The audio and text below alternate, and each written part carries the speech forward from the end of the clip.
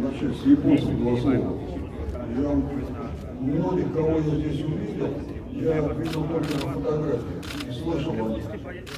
И они, конечно, нам выразили очень большое уважение тем, что собрали всех, я подчеркиваю, всех, кто ходить может, супермастеров. Вот сейчас первые в красных поясах выступали. Красный пояс можно носить от 9-го дана и выше. 9-й, 10, а выше 10-го нет. Значит, это люди, которые, так сказать, прямое имеют отношение к развитию карате в мире. У каждого своя школа, но школы не такие, как у нас, по 1500-2000 человек. У каждой школы 8-10 человек. Вот. Но от этого они не становятся менее знаменитыми.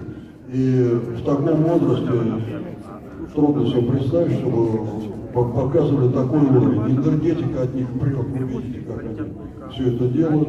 Вот. И они собрались вместе и своим выступлением показали свое уважение к нам, к нашему приезду.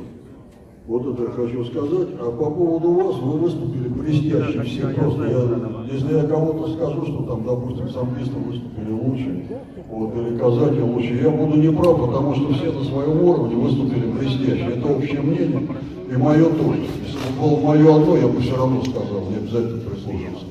Не всегда может в общем. Вот. Поэтому я просто сидел и получал удовольствие, которое в жизни получаю очень редко. Спасибо вам большое. И это событие действительно с высоты времени потом пройдут годы, вы будете это вспоминать. Это очень интересный факт вообще в истории боевых искусств. Все, что вы здесь показали, было блестяще. Спасибо.